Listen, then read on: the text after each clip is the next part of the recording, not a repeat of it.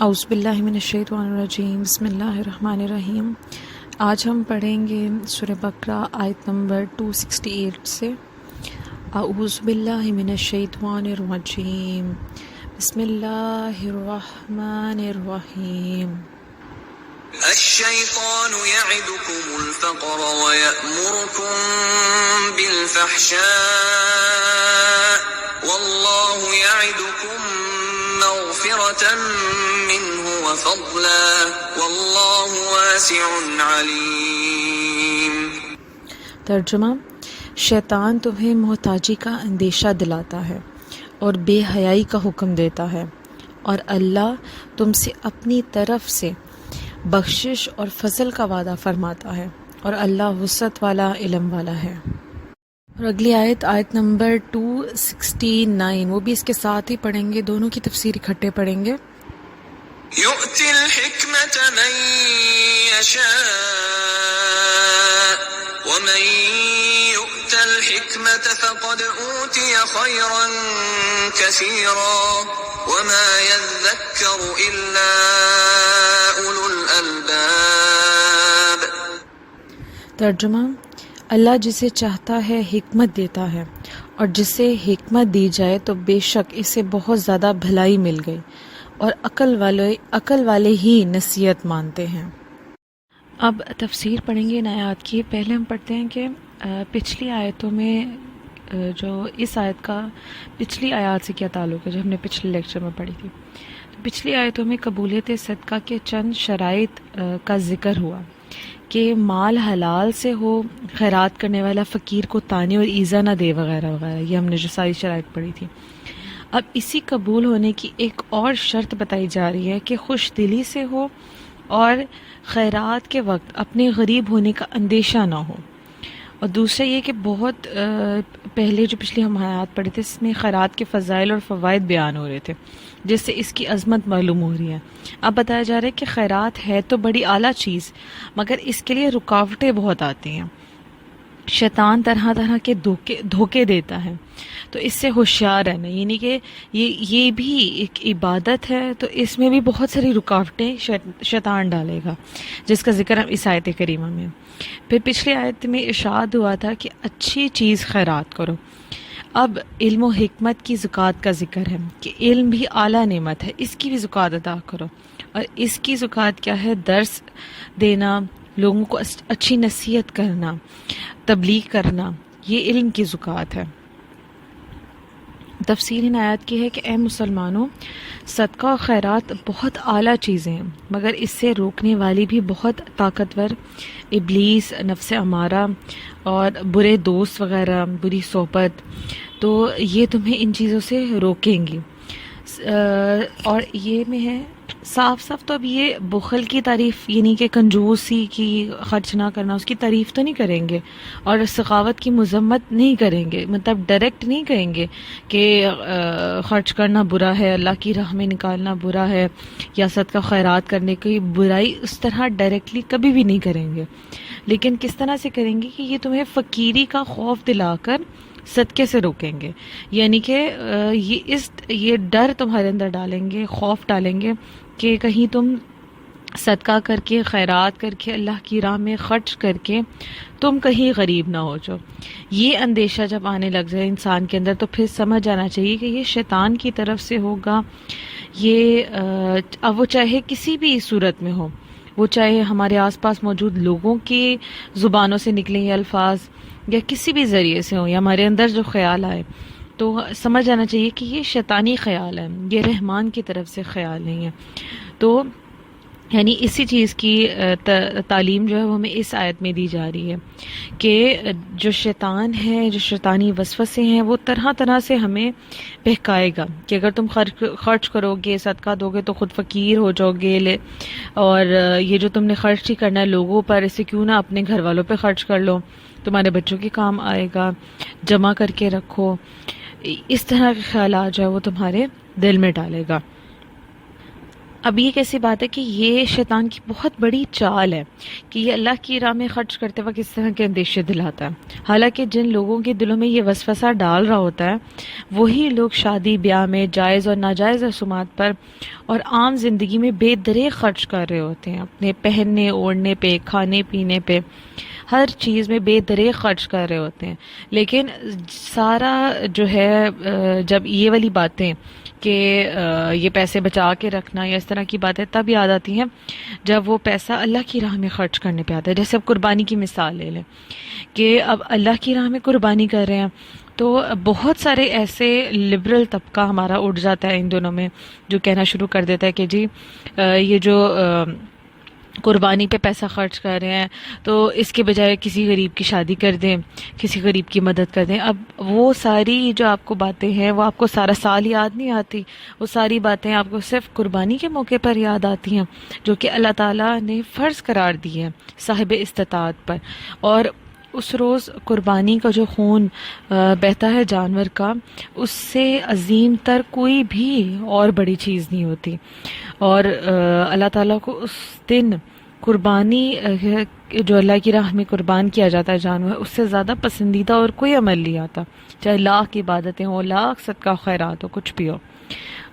چنانچہ ارشاد فرمایا جا رہا ہے کہ شیطان تو تمہیں بخل اور کنجوسی کی طرف بلاتا ہے، لیکن اللہ تعالیٰ تم سے وعدہ فرماتا ہے کہ اگر تم اس کی راہ میں خرچ کرو گے تو وہ تمہیں اپنے فضل اور مغفرت سے نوازے گا۔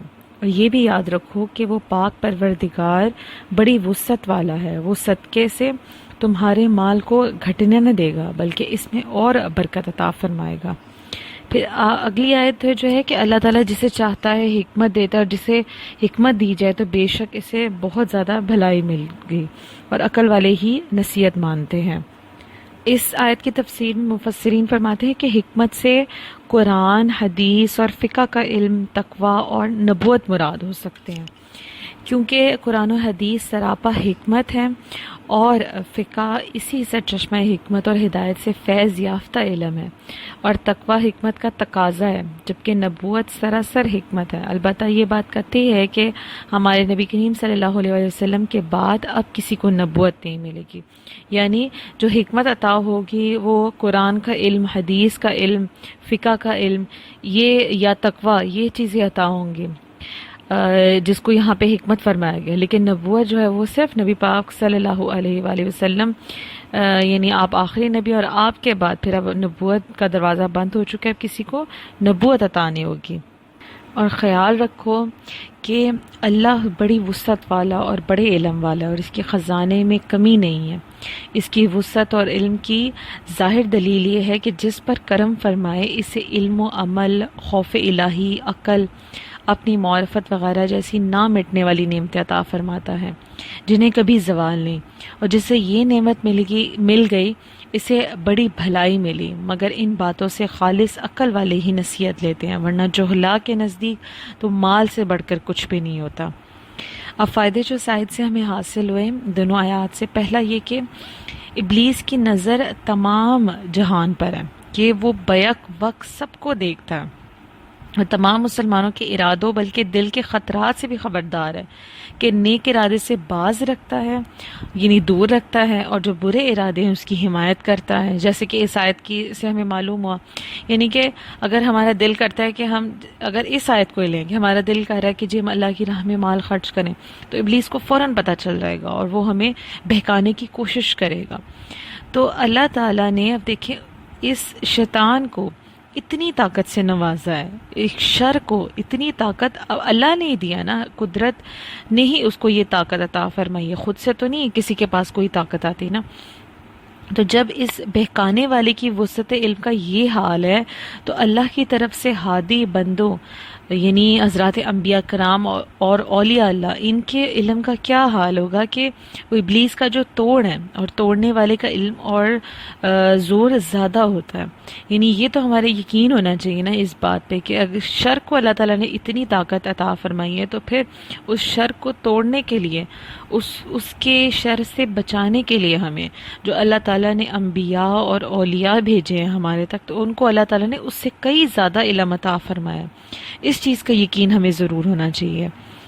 دوسرا یہ کہ خیرات سے کبھی غریبی نہیں آتی، محتاجی نہیں آتی۔ تجربہ ہے کہ شادی بیاہ اور دیگر جو عام ہماری رسومات ہوتی ہیں، دکھاوا، دنیا دکھاوا، عیاشی، اسے سدا گھر برباد ہو گئے ہیں، مگر خیرات سے برباد ہوتے ہوئے آج تک کوئی گھر نہیں دیکھا۔ ایسے بہت ساری مثالیں ہمارے سامنے ہیں کہ جہاں پہ حرام رسومات ہوتی ہیں، حرام چیزوں میں پیسہ بے دریغ خرچ ہوتا ہے، تو وہاں اس گھر میں بربادی آتی ہے، سکون نہیں ہوتا۔ یا بظاہر لگے گا کہ سب خوش ہیں، لیکن اگر ان گھر والوں سے پوچھا جائے تو ان کا یہ کہنا ہوتا ہے کہ ہمارے گھر میں سب کچھ ہے، دنیا کی ہر نعمت ہے، لیکن سکون نہیں ہے، دلی سکون نہیں، عبادات کی طرف دل نہیں لگتا، اچھے کاموں کی طرف دل نہیں لگتا۔ تو وہ اس وجہ سے ہوتا ہے، ایک تو حرام کی وجہ سے، اور یہ جو مطلب بے تحاشا دنیا دکھاوا، دنیا کو دکھانے کے لیے جو ہم اپنے یعنی ایک سمبل سٹیٹس جو ہم نے اپنا رکھا ہوتا ہے، اس کی وجہ سے ہماری زندگیوں میں بہت ساری خرابیاں پیدا ہوتی ہیں۔ اور اس کے برعکس ایسے گھرانے کے جہاں پہ خیرات زیادہ کی جاتی ہیں، جہاں پہ اللہ کی راہ میں خرچ زیادہ کیا جاتا ہے، تو وہاں گھر والوں میں بھی سکون ہوتا ہے اور ایسے گھر بھی آباد ہوتے ہیں۔ تیسرا فائدہ یہ کہ سخاوت سے مال، عزت اور آبرو بڑھتی ہے، بشرط یہ کہ اخلاص سے ہو۔ صحابہ کرام بمقابلہ موجودہ مسلمانوں کے تعداد میں بھی کم تھے اور مال میں بھی، مگر جو کام وہ کر گئے وہ ہم سے نہیں ہوتے کہ وہ حضرات صحیح جگہ مال خرچ کرنا جانتے تھے، اور ہم اس سے بے خبر ہیں۔ پھر چوتھا فائدہ یہ کہ بخیل کا مال ہمیشہ حرام جگہ خرچ ہوتا ہے۔ دیکھا گیا ہے کہ خیرات سے گھبرانے والے سدھا بازیوں اور بیماریوں میں بے دریغ پیسہ خرچ کر دیتے ہیں۔ یعنی کہ جو کنجوس ہوتا ہے، جب اسے کہا جاتا ہے کہ جی اللہ کی راہ میں خرچ کرنے کا اس کو کہا جاتا ہے، تو تب اس کے جو ہے وہ پیسہ نہیں نکلتا تھا اس کی جیب سے۔ تو یہ پھر قدرت ان سے پیسہ اس طرح سے نکلاتی ہے کہ پھر ان کو بیماریوں میں ڈال دیا جاتا ہے، ان کو حرام چیزوں کی طرف لے کر جایا جاتا ہے، جس میں پیسہ بے دریغ خرچ تو ہوتا ہے لیکن وہ فائدہ نہیں دیتا پیسہ اس کو۔ تو یعنی رب کے نام پر جو پیسہ خرچ کیا جائے، اللہ کی راہ میں جو پیسہ نکالا جائے، تو پھر وہ پیسہ جب اللہ کی راہ میں آپ نے دے دیا تو پھر وہ اور چیزوں کی طرف نہیں لگے گا، جیسے بیماریوں میں نہیں لگے گا، گھر میں بیماریاں دور ہو جائیں گی، اور حرام چیزوں کی طرف سے بندہ خود بخود ہٹ جائے گا۔ پانچواں فائدہ یہ کہ خیرات سے روکنے والا یا روکنے کے جو بہانے بنانے والا، یہ شیطان کا ہی کام ہے۔ لہٰذا اب جیسے محفل میلاد آ رہے ہیں، میلاد کا مہینہ آ رہا ہے، یعنی ربیع الاول کا مہینہ آنے والا ہے، تو اب اس میں محافل سجائی جاتی ہیں، ختم دلایا جاتا ہے، درود پاک پڑھا جاتا ہے، محافل کی جاتی ہیں، خرچ کیا جاتا ہے اللہ کی راہ میں، اور بھوکوں کو ہی کھانا کھلایا جاتا ہے۔ وہ جو لنگر ہوتا ہے وہ بھوکوں کو ہی کھانا کھلایا جاتا ہے، اور اس طرح کے جو کاموں میں خرچ ہوتا ہے۔ تو اس ٹائم بہت سارے لوگ ایسے اٹھ جاتے ہیں کہ جی یہ جو پیسہ آپ ان چیزوں میں خرچ کر رہے ہیں، یہ اس کے بجائے آپ کہیں اور خرچ کر لیں، یا یہ تو جو ہے وہ پیسے کا ضیاع ہے، اس طرح کی باتیں کرنا شروع ہو جاتے ہیں۔ تو ان لوگوں کو وہ سیاسی جلوس یا وہ ایسے جو دنیا دکھاوے کے لیے جو فنکشنز وغیرہ کیے جاتے ہیں وہ ان کو نظر نہیں آتے، وہاں پہ ہزاراں لاکھوں روپے جو خرچ ہوتے ہیں بلکہ برباد ہوتے ہیں، تو وہ ان کو حرام نہیں نظر آتا، وہ ان کو بدعت نہیں نظر آتی۔ تو جب محفل کی بات آتی ہے تو تب بدعت بھی کہا جاتا ہے، حرام بھی کہہ دیا جاتا ہے۔ تو ان چیزوں سے خدا را بچنا چاہیے۔ پھر یہ کہ تھوڑا علم دین بہت زیادہ مال سے افضل ہے، کہ رب تعالیٰ نے ساری دنیا کو قلیل فرمایا مگر تھوڑے علم و حکمت کو خیر کثیر فرمایا۔ حدیث میں ہے کہ ایک عورت نے بارگاہ نبوی میں اپنے جو شوہر ہے نا اس کی غربت کی شکایت کی۔ حضور نے اس کے شوہر سے پوچھا کہ تجھے کچھ قرآن بھی آتا ہے؟ اس نے عرض کیا کہ ہاں فلاں فلاں صورت آتی ہے۔ فرمایا خوب، بہت خوب، تو بہت بڑا غنی ہے۔ وہ بیوی بھی راضی ہوگی، کچھ روز بعد وہ مالدار بھی ہو گیا۔ حضور صلی اللہ علیہ وسلم فرماتے ہیں کہ جسے رب تعالیٰ نے قرآن کریم کا علم دیا، پھر وہ اپنے غریب اور مالداروں کو امیر جانے تو وہ نعمت رب کا ناقدر ہے. یعنی کہ ایسا شخص جس کو اللہ تعالیٰ نے قرآن کا علم عطا فرمایا قرآن کا، اور اس کے برعکس اس کے رشتہ دار ہیں وہ مالدار ہیں، تو وہ ان کو امیر جانے اور خود کو غریب جانے، اور مطلب اللہ تعالیٰ نے جو اس کو بڑی نعمت عطا فرمائی ہے اس کا ناقدرہ ہو، تو ایسا شخص جو ہے وہ اللہ کی نعمت کا ناشکر گزار ہے، اور اللہ تعالیٰ پھر ایسے شخص کو پسند نہیں فرماتا. تو اپنے لیے یہی مانگنا چاہیے کہ اللہ تعالیٰ ہمیں خیر کثیر، علم نافع عطا فرما دے کہ وہ ہمارے لیے جو آخرت میں بھی فائدہ مند ہو.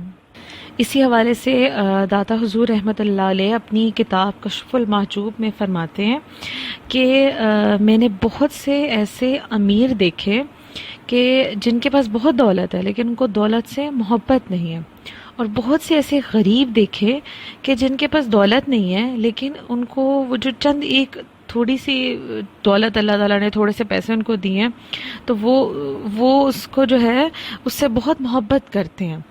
تو اس کی تفسیر اس کو ایکسپلین انہوں نے اس طرح سے کیا، یعنی کہ وہ جو امیر ہیں وہ ہیں جو کہ دولت اللہ تعالیٰ نے ان کو اتنی زیادہ دی، اور کیوں دی ہے کہ وہ اللہ کی راہ میں خرچ کرتے ہیں اور اخلاص کے ساتھ خرچ کرتے ہیں، جیسے یہ جو ہم آیات پڑھ رہے ہیں، اور مطلب اس پر عمل کرنے والے ہیں وہ لوگ. اور جو غریب ہیں وہ غریب جو تھوڑی سی دولت پر ہی سام بن کے بیٹھے ہوئے اپنے اور اللہ کی راہ میں نکالتے نہیں ہیں، تو ایسے لوگ جو ہیں وہ پھر ساری زندگی اس دولت سے ہی کی محبت میں ہی مبتلا رہتے ہیں، وہ اللہ کی راہ میں خرچ کرنے کو پسند نہیں کرتے. تو مال کی محبت جو ہے یہ بھی اللہ کا عذاب ہے. مال کی محبت اللہ تعالیٰ سے یہ دعا کرنی چاہیے. حضرت ابوبکر صدیق اللہ تعالیٰ کی بارگاہ میں یہ دعا کیا کرتے تھے کہ اللہ تعالیٰ مجھے بہت زیادہ مال دینا، لیکن دعا مکمل فرمائی انہوں نے. کیا کس طرح کے فرماتے ہیں کہ اللہ تعالیٰ مجھے بہت زیادہ دولت عطا فرمانا لیکن دولت کی محبت نہ دینا مجھے کبھی بھی. یعنی وہ دولت جو اللہ کے خزانوں میں سے وہ مانگا کرتے تھے، تو وہ مانگنا کس لیے تھا؟ وہ اللہ کی راہ میں خرچ کرنے کے لیے تھا، وہ اپنے لیے نہیں تھا، اپنی ذات کے لیے نہیں تھا. تو ہمیں بھی اس دعا سے سیکھنا چاہیے کہ ہم دولت مانگے اللہ تعالیٰ سے، لیکن کس لیے کہ اللہ ہمیں تیری راہ میں خرچ کرنے کے لیے دولت عطا فرما، اور اللہ ہمیں مال کی محبت نہ عطا فرمانا. اللہ تعالیٰ اپنے اور اپنے پیارے حبیب کی محبت عطا فرمانا، دنیا کی محبت، مال کی محبت، اس سے ہمیں دور ہی رکھنا. جب مال کی محبت نہیں ہوگی تو پھر وہ مال جو ہاتھ کی میل ہے وہ پھر خرچ کرنے میں انسان جو ہے وہ 10-20 دفعہ 1000 دفعہ سوچے گا نہیں. وہ پھر اس کو ہی ہوگا کہ اللہ کی چیز تھی، اللہ نے دی ہوئی ہے، اللہ کی راہ میں خرچ کرنی ہے. دعا ہے کہ آج جو پڑھا سمجھا اللہ تعالیٰ سے اپنی بارگاہ میں قبول کرے اور ہم سب کو عمل کرنے کی توفیق عطا فرمائے. آمین ثم آمین. السلام علیکم ورحمۃ اللہ وبرکاتہ. آج ہم پڑھنے جا رہے ہیں سورہ بقرہ آیت نمبر 270 سے. پہلے اس کی تلاوت سنتے ہیں.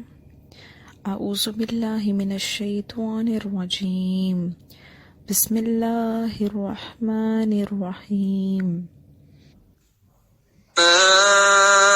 أنفقتم من نفقة أو نذرتم من نذر فإن الله يعلمه وما للظالمين من أنصار. ترجمہ: اور تم جو خرچ کرو یا کوئی نظر مانو اللہ اسے جانتا ہے اور ظالموں کا کوئی مددگار نہیں. اب آپ کو یاد ہوگا کہ پچھلی جو آیات تھیں اس میں ہم نے پڑھا تھا مقبول اور مردود صدقات کا ذکر تھا. اب ان دونوں کے انجام کا ذکر ہو رہا ہے. صدقات جو ہیں وہ دو قسم کے ہیں، واجب اور دوسرے نفلی صدقات. اور پھر واجب جو ہے اس کی بھی دو اقسام ہیں کہ وہ جو خود رب تعالیٰ نے واجب فرمائے جیسے کہ زکوٰۃ ہوتی ہے، اور پھر وہ جو انسان اپنے اوپر خود لازم کر لے، یعنی کہ قسم کھانا، منت ماننا، جیسے ہم نظر مانتے ہیں نیاز دلانے کی، ختم پاک دلانے کی، بانٹنے کی، خرچ کرنے کی، جو نظر مانتے ہیں اس کا ذکر اس آیت کریمہ میں ہے. یعنی کہ وہ نظر، وہ منت کہ جس کو ہم اپنے اوپر خود واجب قرار دے دیتے ہیں، تو یہ بھی واجب صدقہ ہوتا ہے. اس کے متعلق اس آیت میں بیان فرمایا گیا ہے. تفسیر اس آیت یہ ہے کہ اے لوگوں، تم جتنا اور جس قسم کا بھی کوئی خرچ کرو راہ الہی میں یا دنیا میں، حرام یا حلال، تھوڑا یا بہت، ریاکاری سے یا اخلاص سے، ظاہراً یا پوشیدہ، تانا ایزا سے یا اس سے پاک، اور تم جو بھی نظر مانو مال کی یا اعمال کی، جائز یا ناجائز، رب تعالیٰ کو ان سب کی خبر ہے.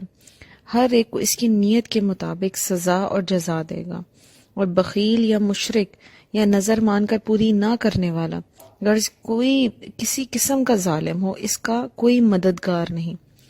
یہ آیت جو ہے اس میں رغبت اور خوف دونوں شامل ہیں، یعنی مخلصین کو ثواب کی امید دلائی جا رہی ہے، اور ریاکاری کرنے والوں کو، بدعمالی کرنے والوں کو، ان کو خوف اور کی سزا سنائی جا رہی ہے. یعنی ایسا شخص خوف زدہ ہی رہتا ہے، خوف میں ہی مبتلا رہتا ہے ہمیشہ. یعنی اے کافروں، جو کچھ تم اس سے پہلے خرچ کر چکے، یا جو کچھ اب خرچ کر رہے ہو، یا جو کچھ آئندہ خرچ کرو گے، وہ ہمارے علم میں ہے. یا پھر مسلمانوں سے اللہ پاک مخاطب ہو رہا ہے کہ اے مسلمانوں، جو کچھ تم خرچ کر رہے ہو یا کر چکے ہو یا آئندہ کرو گے، ہم جانتے ہیں. کفار کے اچھے خرچ پر کوئی ثواب نہیں ہے کہ صدقے کی قبولیت کے لیے ایمان ضروری ہے، مگر ان کے برے خرچ پہ سزا ہے. اور مسلمانوں کے اچھے خرچ پر ثواب ہے اور برے خرچ پر عذاب، اور بعد میں ثواب وغیرہ سے معافی کی امید بھی ہے. یہ بھی خیال رہے کہ سارے قرآن مجید میں ایسی ایک آیت نہ ملے گی کہ مسلمانوں کا کوئی مددگار نہیں.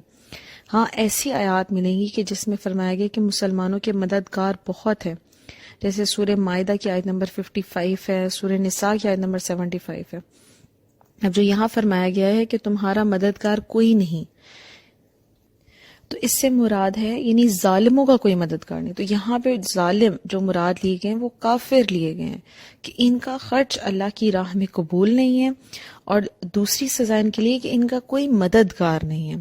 یہاں پہ مسلمانوں کے متعلق نہیں فرمایا گیا. نہیں، اس کفار کا مددگار ہونا اس وجہ سے نہیں ہے کہ کسی میں مدد کرنے کی طاقت نہیں، مگر اس لیے کہ کفار میں مدد لینے کی طاقت نہیں ہے. جیسے چمگادڑ کی آنکھ میں ہی سورج سے نور لینے کی یا مردہ جسم اس میں دواؤں سے فائدہ حاصل کرنے کی طاقت نہیں ہوتی، تو اسی طرح ان لوگوں میں، کفار میں بھی مدد لینے کی طاقت نہیں ہے. مددگار اللہ تعالیٰ نے بنائے ہوئے ہیں، لیکن ان کے اندر یہ صلاحیت نہیں ہے کہ وہ مدد لے سکے. ان سب میں لینے والے کا قصور ہے، نہ کہ دینے والے کا. اب فائدے جو اس آیت سے حاصل ہوئے کہ پہلا یہ کہ جو نظر مانی جاتی ہے وہ پوری کرنا فرض ہے. یعنی کہ جیسے نظر شرعی، کہ شرع میں نظر عبادت اور قرب مقصودہ ہے، اسی لیے اگر کسی نے گناہ کرنے کی نظر مانی تو وہ تو صحیح نہیں ہوگی.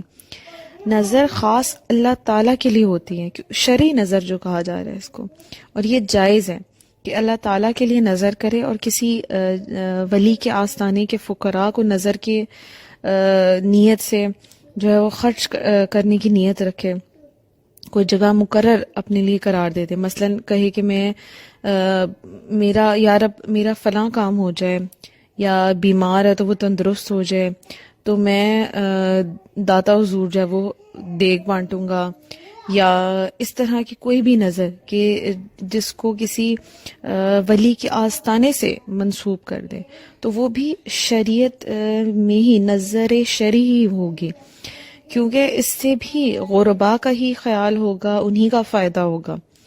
گناہ والی نظر جو ہے وہ ہوتی ہے یعنی کہ شرعی طور پہ وہ نظر جائز نہیں کہ جو گناہ ہو. اب خود سوچیں کہ اگر کسی غریب کو کھانا کھلایا جا رہا ہے تو اس میں گناہ والی تو کوئی بات نہیں، تو پھر وہ نظر پوری کرنا وہ کیسے ناجائز ہو گیا؟ کھانا کھلا دینا کسی غریب کو، کسی کو کپڑے دلا دینا، کسی کی غریب کی مدد کر دینا، مطلب ایسی جگہ پہ دے دینا جہاں پہ فقراء غریب لوگ زیادہ آتے ہیں، تو وہاں پہ اگر دے رہے ہیں تو پھر اس میں کون سی ناجائز نظر کہاں سے ہوگی؟ یہ ایک غلط کنسپٹ جو ہے وہ ہمارے لوگوں میں پھیلایا جاتا ہے. ایسی کوئی بات نہیں ہے. نظر جو ہے نظر شرعی، یعنی کہ کسی ناجائز کام کے لیے نہ ہو کہ میں فلاں گناہ کروں گا، ایسی کوئی نظر جو ہے اس کو حرام قرار دیا جا رہا ہے، اس کو برا کہا جا رہا ہے.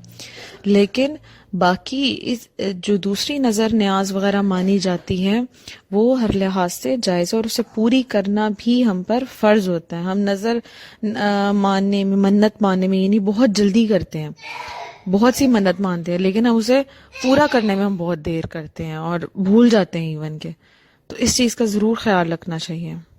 پھر دوسرا فائدہ یہ کہ ہر قسم کے خرچ کا حساب ہوگا، خواہ حرام ہو یا حلال، تھوڑا ہو یا بہت. جیسا کہ نفقے کی تعلیم سے معلوم ہے، مگر احادیث سے معلوم ہوا ہے کہ رمضان میں روزے داروں کے خرچ کا حساب نہیں ہوتا. ایسے ہی جو کھانا مہمان، ماں باپ یا چھوٹے بچوں کے ساتھ کھایا جاتا ہے اس کا بھی حساب نہیں ہوتا. مگر قبر میں صرف ایمان کا حساب ہے، حشر میں ایمان اور اعمال دونوں کا حساب ہوگا.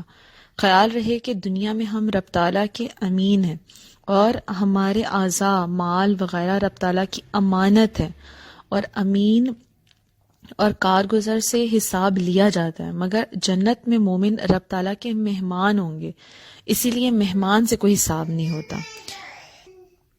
اسی لیے فرمایا گیا ہے یہ حساب ہونا قانون ہے، اور اگر رب چاہے تو بغیر حساب کے بخش دے، یہ اس کا فضل ہے.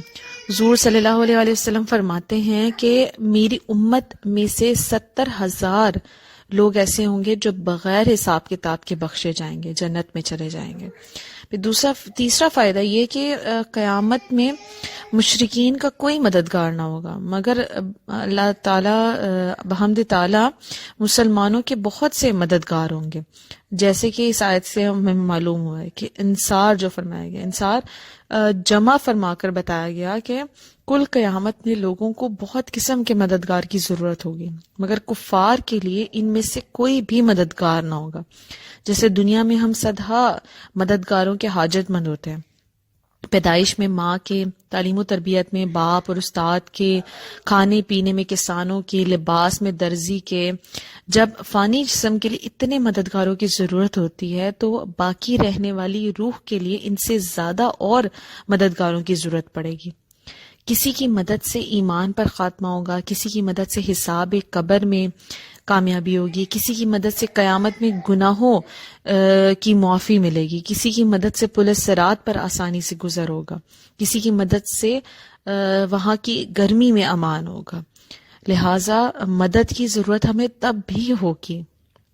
پھر اس آیت کی تفسیر صوفیانہ اس طرح سے کی جا رہی ہے کہ خرچ اور نظر کی بہت سی قسمیں ہیں اور ہر ایک کے مختلف درجات ہیں. جس درجے کی خیرات یا نظر ہوگی وہی درجہ عطا ہوگا. یعنی رب تعالیٰ جانتا ہے کہ تمہاری خیرات اور نظر قبولیت کے کون سے درجے پر ہے، اس کے مطابق اللہ تعالیٰ اس کی جزا دے گا. جیسے جان پر خرچ ہے اور اولاد پر خرچ ہے، فقراء پر، مساجد پر خرچ ہے، دینی مدارس پر خرچ ہے، جہاد پر خرچ ہے، پھر جان کا خرچ، مال کا خرچ، اولاد کا خرچ، پھر جنت کی نیت سے خیرات کرنا، یا جہنم سے بچنے کے لیے خیرات کرنا، یا پھر رضائے مصطفیٰ صلی اللہ علیہ وآلہ وسلم کے لیے خیرات کرنا، یا پھر رضائے الہی کے لیے خیرات کرنا. اگرچہ یہ سب خرچ درست ہیں، جائز ہیں، بہت اچھے ہیں، مگر ان کے درجات مختلف ہیں. جیسے عقل مند کا 1 پیسے کی خیرات پر وہ ثواب مل جاتا ہے جو بے وقوف کے لاکھوں روپے کی خیرات پر بھی نہیں ملتا. یہی نظر کا حال ہے کہ کوئی مال کی نظر مانتا ہے، کوئی اعمال کی اور کوئی جان کی. دیکھیے حضرت طلحہ نے حضور صلی اللہ علیہ وآلہ وسلم کی ڈھال بن کر 83 زخم کھائے تھے. جب میدان جنگ سے لوٹے تھے تو چہرے سے خون پونچھتے تھے اور کہتے تھے کہ جس مقصد کے لیے میری ماں نے مجھے جنا تھا الحمدللہ میں نے وہ پورا کر دیا. یہ بہادروں کی نظر ہوتی ہے. ظالموں یعنی ریاکار، بے موقع خرچ کرنے والے، یا مال خبیث سے خیرات کرنے والے، حرام مال میں سے خیرات کرنے والے، یا طعنے اور ایذا سے صدقات باطل کرانے والے کا کوئی مددگار نہیں ہوگا جو ان کے صدقات قبول کرا دے۔ پھر اگلی آیت ہے آیت نمبر 271۔ تبدوا الصدقات فنعما هي وإن تخفوها وتؤتوها الفقراء فهو خير لكم ويكفر عنكم من سيئاتكم والله بما تعملون خبير۔ ترجمہ، اگر تم اعلانیہ خیرات دو گے تو وہ کیا ہی اچھی بات ہے، اور اگر تم چھپا کر فقیروں کو دو تو یہ تمہارے لیے سب سے بہتر ہے، اور اللہ تم سے تمہاری کچھ برائیاں مٹا دے گا، اور اللہ تمہارے کاموں سے خبردار ہے۔ اس آیت کریمہ میں ہم پڑھیں گے کہ ایک صدقہ ظاہری ہے اور دوسرا صدقہ پوشیدہ ہے۔ اس کے احکامات کیا ہیں، اس کے متعلق اس آیت میں پڑھیں گے۔ یعنی صدقہ دیتے وقت ایک سوال ہمارے ذہنوں میں پیدا ہوتا ہے کہ جب ہم صدقہ کریں تو اس کی خبر دوسروں کو دیں یا نہ دیں۔ اس کے متعلق جو وہ اس آیت کریمہ میں ہماری اس سوال کا جواب ہمیں دیا جا رہا ہے کہ جب صدقہ دیں کوئی تو اس کی خبر دوسروں کو دیں کہ نہ دیں، اور اس کے بارے میں کیا حکمت ہے، تو اس میں اس کے حوالے سے بیان ہے۔ شان نزول اس آیت کریمہ کا اس طرح سے ہے کہ یہ آیت جو ہے صحابہ کرام نے عرض کی تھی کہ یا رسول اللہ صلی اللہ علیہ وآلہ وسلم، جب خدا کو ہر صدقے کی خبر ہے تو اعلانیہ صدقہ بہتر ہے یا پھر پوشیدہ؟ یعنی اللہ تعالیٰ تو جانتا ہے، بہتر جانتا ہے۔ جیسے پچھلی آیت جب نازل ہوئی تو صحابہ نے پھر یہ سوال کیا تھا کہ یا رسول اللہ کون سا صدقہ زیادہ بہتر ہے، جو ہم اعلانیہ کرتے ہیں سب کو بتا کے سب کے سامنے، یا پھر وہ صدقہ جو ہم چھپ کر کرتے ہیں پوشیدہ، تو کون سا بہتر ہے؟ تو تب یہ آیت کریمہ جواب میں نازل ہوئی تھی۔ تفسیر ہے کہ صدقہ خواہ فرض ہو یا نفل، جب اخلاص کے ساتھ اللہ تعالیٰ کے لیے دیا جاتا ہے اور ریاکاری سے پاک ہو تو وہ خواہ ظاہر کر کے دے یا چھپا کر، دونوں ہی بہتر ہیں۔ لیکن جو صدقہ فرض ہے اس کو ظاہر کر کے دینا افضل ہے، اور نفل کو چھپا کر افضل ہے۔ اور اگر نفل صدقہ دینے والا دوسروں کو خیرات کی ترغیب دینے کے لیے ظاہر کر دے تو یہ اظہار بھی افضل ہے۔ جیسے کہ نبی کریم صلی اللہ علیہ وآلہ وسلم مجمع عام میں صدقے کی ترغیب دیتے اور صحابہ کرام سب کے سامنے صدقات پیش فرمایا کرتے تھے۔ سیدنا صدیق اکبر، سیدنا عمر فاروق، سیدنا عثمان غنی رضی اللہ تعالیٰ عنہ کے اعلانیہ صدقات میں یہی حکمت تھی۔ صدقات کی مزید فضیلت یہ بیان ہے کہ اس سے گناہ صغیرہ معاف ہو جاتے ہیں۔ حدیث میں صدقے کے بے شمار فضائل آتے ہیں، جیسے صدقہ غضب الہی کو بجھا دیتا ہے، بری موت کو دور کرتا ہے، گناہ مٹاتا ہے، برائیوں کے 70 دروازے بند کر دیتا ہے، بری قضا ٹال دیتا ہے۔ صدقہ دینے سے روزی میں اضافہ ہوتا ہے، عمر بڑھتی ہے، آفتیں دور ہوتی ہیں۔ نیز اس آیت میں مسلمانوں کو مخاطب کر کے اللہ پاک فرما رہے ہیں کہ اگر تم اپنے صدقات اور خیرات اعلانیہ طور پر دو تو اچھا ہے، کہ اس سے فائدہ یہ ہوتا ہے کہ اس میں اوروں کی بھی خیرات نکالنے میں، دینے میں رغبت ہوتی ہے، اور تم سے تہمت بخل بھی دور ہو جاتا ہے، اور تمہاری پیروی میں جو بھی صدقہ کرے گا اس کا ثواب تمہیں بھی ملے گا کہ اس نے تمہیں دیکھ کر وہ صدقہ کیا، گویا کہ تم عملاً مبلغ بھی ہو گئے، اور اس صورت میں فقیر کی تحقیق بھی ہو جائے گی، اور اس سے فقیر کا کام بھی نکل جائے گا۔ اور اگر چھپا کے خیرات کرو گے تو تمہارے واسطے بہت بہتر ہوگا، بشرط یہ کہ فقیر ہی کو خیرات ہو۔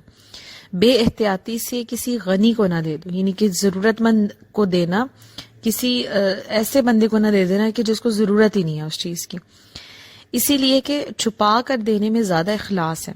نیز تمہارا نفس شہرت اور واہ واہ کا طلبگار ہوتا ہے، اس صورت میں نفس کی مخالفت بھی ہے۔ نیز چھپا کر دینے میں فقیر کی پردہ پوشی بھی ہے کہ وہ لوگوں کی نگاہ میں نہیں آتا۔ نیز خفیہ خیرات میں لوگوں کو تمہارے مال کا اندازہ بھی نہیں ہوگا، کہ جس سے تم سدا آفات سے بھی محفوظ رہو گے، یعنی کہ نظر میں بھی نہیں آؤ گے۔ نیز فقیر میں مانگنے کی عادت بھی پیدا نہیں ہوگی. یعنی کہ یہ بھی ایک بات ہوتی ہے کہ جب ہم اعلانیہ ایک کرتے ہیں تو بہت سارے ایسے لوگ مانگنے کے لیے آ جاتے ہیں جو کہ ضرورت مند نہیں ہوتے، لیکن جب چھپا کر دیں گے تو اس میں یہ ہوتا ہے کہ پھر یہ اس قسم کے لوگ پھر نہیں آتے، ان کو پتہ ہی نہیں ہوتا کہ کہاں پہ بانٹا جا رہا ہے. غرض یہ کہ اعلانیہ خیرات میں بھی بہت سے فائدے ہیں اور خفیہ خیرات میں بھی بہت سارے فائدے ہیں، دونوں کے ہی فائدے ہیں. لیکن بات یہ ہے کہ دونوں طرح کی خیرات اچھی ہے، لیکن بات یہ ہے کہ جس میں اخلاص ہوگا، خلوص نیت ہوگا، تو چاہے وہ اعلانیہ دی جائے یا خفیہ طور پہ دی جائے، جس میں نیت اچھی ہوگی، خلوص ہوگا، وہی خیرات جو وہ اللہ کی بارگاہ میں قبول ہوگی. صدقے کی طرح دیگر بدنی عبادات کا بھی یہی حال ہے کہ کبھی ان کا اظہار افضل ہے اور کبھی اخفاء جو ہے وہ افضل ہے. نیز عبادات کا اظہار بہتر بلکہ ضروری ہے، اور بعض کا اخفاء یعنی کہ بعض کو چھپا کر کرنا. پھر اپنے ایمان کا اظہار فرض ہے کہ اس اظہار پر شرعی احکامات وغیرہ جو ہوتے ہیں وہ موقوف ہیں. اب نماز پنجگانہ کا اظہار واجب ہے کہ اس میں جماعت واجب، نماز جمعہ جو ہے اس کا اظہار فرض ہے کہ اس کے لیے جماعت فرض. حج ظاہر کر کے ادا کرنا یہ سنت ہے کہ نبی کریم صلی اللہ علیہ وسلم نے اپنے حج کا اعلان فرمایا تھا، سب کو جمع کر کے حج کو لے گئے تھے. تو یعنی کہ یہ وہ عبادات جو فرض ہیں ان کا سب کے سامنے کرنا، اظہار کرنا کہ اگر ہم نماز ادا کر رہے ہیں، فرض نماز ادا کر رہے ہیں، اور آپ کے ساتھ کوئی بیٹھا ویسا کہ جو نماز نہیں پڑھ رہا، تو وہ جب آپ کو دیکھے گا تو آٹومیٹیکلی اس کو بھی ہوگا کہ جیسے کہتے ہیں کہ شرم کے مارے وہ بھی نماز پڑھ لے گا، تو اس کا ثواب آپ کو بھی مل جائے گا. کہ فرض یہ بات صرف آئے گی فرض میں، یعنی کہ اس میں دکھانے کا فائدہ ہی ہوتا ہے. لیکن اب دوسری عبادات ایسی جو نفلی عبادات ہے، جیسے نماز تہجد یا نوافل ادا کرنا یا نفلی وظائف وغیرہ جو ہیں، ان کا اظہار جو ہے وہ فرض نہیں ہوتا اس طرح سے، بلکہ ان کا اخفاء بہتر ہے، ان کو چھپا کر کرنا زیادہ بہتر ہے. مطلب اعلانیہ سب کو بتانا کہ میں نے تہجد پڑھی تھی، میں نے اتنے نوافل رات کو ادا کیے تھے، میں نے اتنی تسبیحات پڑھی تھیں، وہ بالکل بھی ضروری نہیں ہے، اور اس میں پھر ریاکاری ضرور داخل ہو جائے گی. لیکن شریعت ہمیں کیا کہہ رہی ہے کہ جہاں پر جو فرضی عبادات ہیں ان کو اعلانیہ کرنا وہ بہتر ہے، لیکن جو نفلی عبادات ہیں ان کو چھپا کر کرنا وہ افضل ہے، بہتر ہے. فائدے جو اس آیت سے ہمیں حاصل ہوئے کہ نیت خیر کے ساتھ ہر طرح کی خیرات معتبر ہے، اور اعلانیہ ہو یا پوشیدہ، بدنیتی سے ہو، کوئی عمل قبول نہیں ہوتا. یعنی کہ اچھی نیت کے ساتھ کیا ہوا عمل جو ہے وہ قبول ہے، اور بری نیت سے کیا ہوا کوئی بھی عمل قبول نہیں ہے اللہ کی بارگاہ میں. دوسرا یہ کہ صدقات واجبات ظاہر کر کے اور نفلی صدقات چھپ کر دینا زیادہ بہتر ہے، جیسے کہ شاید سے اب ہم نے پڑھا. تیسرا یہ کہ نفلی صدقے بھی اگر دوسروں کو خیرات کی رغبت دینے کے لیے ظاہر کر دیں تو یہ بھی افضل ہے. پھر ایک مسئلہ یہاں پہ کہ چندہ جو مدارس کے لیے، مساجد کے لیے لیا جاتا ہے، تو چندے کے موقع پر یہ اعلانیہ خیرات خفیہ سے زیادہ افضل ہے، یعنی کہ وہاں پہ اعلانیہ خیرات زیادہ بہتر ہے. اسی لیے صحابہ کرام جو مخلصین کے امام ہیں چندہ اعلانیہ دیا کرتے تھے، ورنہ حضرت عثمان غنی، حضرت سیدنا صدیق اکبر رضی اللہ تعالیٰ عنہ ان کے صدقات مشہور نہ ہوتے. لوگ اب تک ان کے واقعات سن کر جوش سے خیرات کرتے ہیں، ان سب کا ثواب ان کو بھی پہنچتا ہے.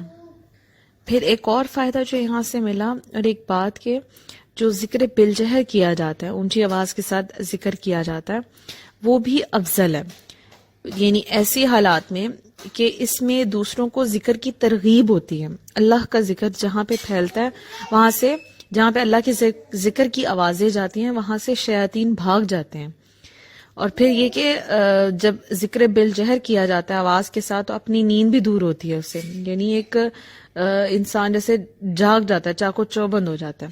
جیسے صدقے کا اظہار کبھی افضل ہے کہ وہ عبادت ہے اور اظہار عبادت بھی افضل ہے، ایسے ہی ذکر اللہ عبادت ہے، اس کا اظہار بھی افضل ہے۔ حدیث شریف ہے کہ 7 شخص ہیں جو قیامت کے دن سائے عرش پر ہوں گے۔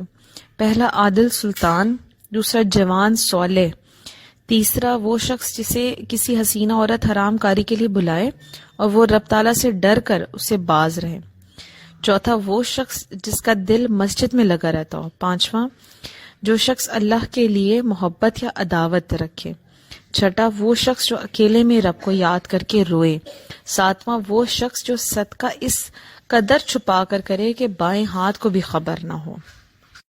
پھر ایک اور فائدہ یہ اس سے کہ کسی اعلانیہ عبادت کرنے والے کو ریاکار بھی نہیں کہنا چاہیے کہ یہ کوئی اگر مطلب اعلانیہ کوئی عبادت کر رہا ہے تو ہم لوگوں کو یہ نہیں کہنا چاہیے کہ یہ فلانا کتنا ریاکار ہے، دکھاوے کی عبادت کر رہا ہے۔ جیسے رب تعالیٰ نے اعلانیہ صدقہ دینے کی تعریف فرمائی ہے یہاں پہ، محض مخلصین نے اپنی کتاب جو ہے وہ اپنے نام پر بھی لکھی، جیسے موطا امام مالک یا موطا امام ابو حنیفہ، تاکہ لوگ ان کی زندگی میں ان کتب کے متعلق ان سے کچھ دریافت کر سکیں اور بعد از وفات دعائے خیر سے ان کو یاد بھی کریں، اس لیے اپنے نام پر رکھا۔ اور بعض مصنفین نے اپنا نام بھی ظاہر نہیں کیا، جیسے صاحب مشکات شریف وغیرہ، تاکہ ریاکاری کا اندیشہ نہ ہو۔ ہر ایک کی نیت خیر کی ہے۔ اب یہ ہے کہ اللہ تعالیٰ بہتر جانتا ہے کہ دل میں کیا کس کی نیت ہے، یہ اللہ تعالیٰ بہتر جانتا ہے۔ ہم لوگ کسی کو جج نہیں کر سکتے کہ فلاں کی اگر اس نے اس طرح سے یہ عبادت کی ہے، اس طرح سے یہ صدقہ کیا ہے، اس طرح سے یہ کام کیا ہے تو اس کی نیت یہ ہوگی۔ یہ ہم جج کرنے والے کوئی نہیں ہوتے، اللہ کی ذات ہے، اللہ بہتر جانتا ہے کہ کوئی بھی شخص ہے کہ اس کے دل میں کیا نیت چل رہی ہے۔ تفسیر سفیانہ سعید کی ہے کہ شریعت میں صدقہ اعلانیہ وہ ہے جو لوگوں پر ظاہر ہو اور خفیہ وہ ہے جو لوگوں سے پوشیدہ ہو، مگر طریقت میں صدقہ اعلانیہ وہ ہے کہ جس میں شہوات نفسانیہ داخل ہوں، اور خفیہ وہ ہے جو خالص رب تعالیٰ کے لیے ہو۔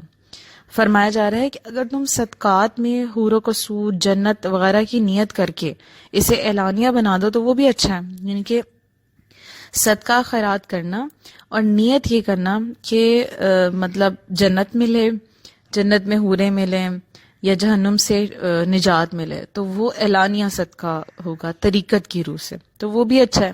لیکن اگر تمہارا صدقہ ان سب سے خالی ہو، صرف رب تعالیٰ کی رضا جوئی کے لیے ہو، اور اس کا اجر اپنے اعضائے ظاہری اور باطنی کو دو جو کہ حقیقی فقیر ہے، تو تمہارے واسطے زیادہ بہتر ہے۔ جیسے سخی قیامت کے دن اپنے صدقے کے سائے میں ہوگا۔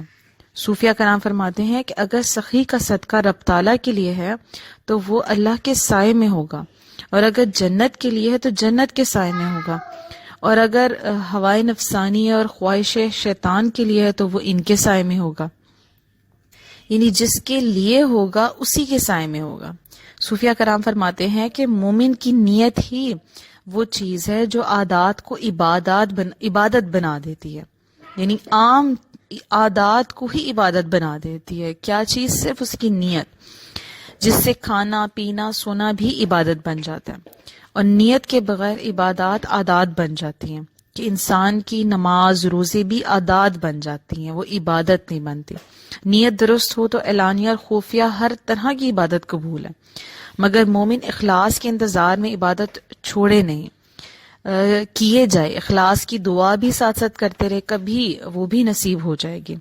عبادات میں حضور صلی اللہ علیہ وآلہ وسلم کی سنتوں کو ادا کرنے کی نیت کرتا رہے، اللہ تعالیٰ ان کے توفیل وہ سنت کو ادا کرنے کے صدقے سے اپنی رحمتیں نازل فرماتا رہے گا۔ یعنی کہ حاصل کلام یہی کہ اللہ تعالیٰ بہتر جانتا ہے کہ انسان کی نیت کیا ہے، اور آیت میں ہمیں یہی سکھایا جا رہا ہے کہ اللہ تعالیٰ ہم سے یہی چاہ رہا ہے کہ ہم اپنی نیتیں درست کریں، جو بھی عمل کریں، جو کچھ بھی کریں، اگر اس میں ہم اپنی نیت صحیح کر لیں گے، اخلاص شامل کر لیں گے، اللہ کی رضا چاہنے کی خاطر کوئی عمل کریں گے تو اللہ تعالیٰ اسے اپنی بارگاہ میں قبول کرے گا۔ دعا ہے کہ اللہ تعالیٰ ہم سب کو نیک اعمال کرنے کی توفیق عطا فرمائے اور خلوص نیت، اخلاص نصیب فرمائے۔ آمین ثم آمین۔